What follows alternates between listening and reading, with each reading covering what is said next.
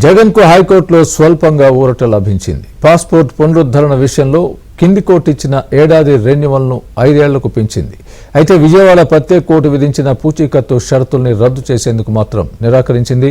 అలాగే గతంలో కింది కోర్టు విధించిన షరతులన్నీ వర్తిస్తాయని, వాటిని అమలు చేయాల్సిందేనని ధర్మాసనం స్పష్టం చేసింది.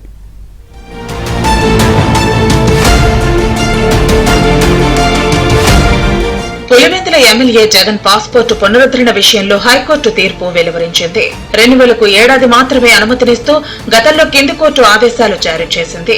తాజాగా 5 ఏళ్లు రెన్యువల్ చేసేందుకు ఉత్తర్వులు ఇవ్వాలని హైకోర్టు ఆదేశించింది.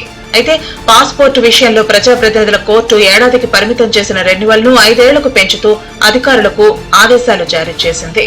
అక్రమాస్తుల కేసుల కారణంగా జగన్ విదేశాలకు వెళ్లాల్సి వస్తే కోర్టు అనుమతి తప్పనిసరిగా తీసుకోవాల్సి ఉంటుంది.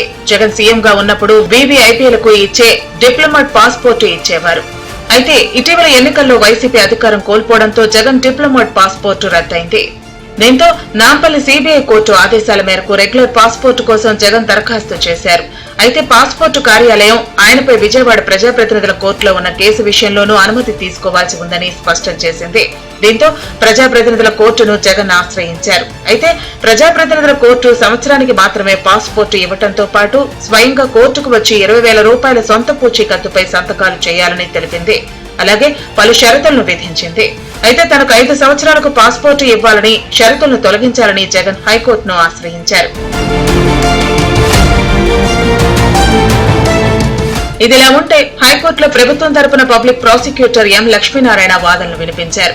విజయవాడ కోర్టులో కేసు ఉందనే విషయం జగన్ కు ముందే తెలుసని 2019, 2024 ఎన్నికల సందర్భంగా వేసిన అఫిడవిట్ లో ఈ కేసులు ఉన్న విషయాన్ని పేర్కొన్నారని గుర్తు చేశారు. పైగా తాను విదేశాలకు వెళ్లేందుకు కోర్టు విధించిన షరతులకు కట్టుబడి ఉంటారని జగన్ గతంలో వేసిన అఫిడవిట్ ను కూడా ఆయన కోర్టుకు అందించారు. విజయవాడ కోర్టుకు వచ్చేందుకు ఆయనకు నామోషీగా ఉండటం వల్లే ఈ పిటిషన్ వేశారని లక్ష్మీనారాయణ కోర్టు దృష్టికి తెచ్చారు. విజయవాడ ప్రజాప్రతినిధుల కోర్టులో ఉన్న కేసులు అనేక సార్లు సమన్లు ఇచ్చినప్పటికీ ఆయన కోర్టుకు హాజరు కాలేదని, ముఖ్యమంత్రి పదవిని అడ్డం పెట్టుకుని అధికార బలం ఉపయోగించారని వివరించారు. ఇక జగన్ తరపున వాదనలు వినిపించిన సీనియర్ న్యాయవాది జగన్ కు పాస్పోర్టు 5 ఏళ్లకు ఇచ్చినందువల్ల ప్రాసిక్యూషన్ కు ఎలాంటి ఇబ్బంది లేదని చెప్పారు. షరతులు కూడా తొలగించాలని కోరారు. దీనిపై ఇరు వర్గాల వాదనలు నమోదు చేసుకున్న హైకోర్టు బుధవారం తీర్పు వెలువరించింది. ఈ తీర్పులో పాస్పోర్టు కాలపరిమితి 5 ఏళ్లకు పొడిగించినప్పటికీ షరతులు మాత్రం పాటించి తీరాల్సిందేనని స్పష్టం చేసింది. విజయవాడ ప్రజాప్రతినిధుల కోర్టుకు వెళ్లి స్వయంగా పూచీకత్తు ఇవ్వాలని ఆదేశించింది. నాంపల్లి సీబీఐ కోర్టు ఆదేశించిన విధంగా ఈ నెల 3 నుంచి 23వ తేదీ వరకు మాత్రమే లండన్ వెళ్లేందుకు అనుమతి ఉంటుందని హైకోర్టు స్పష్టం చేసింది.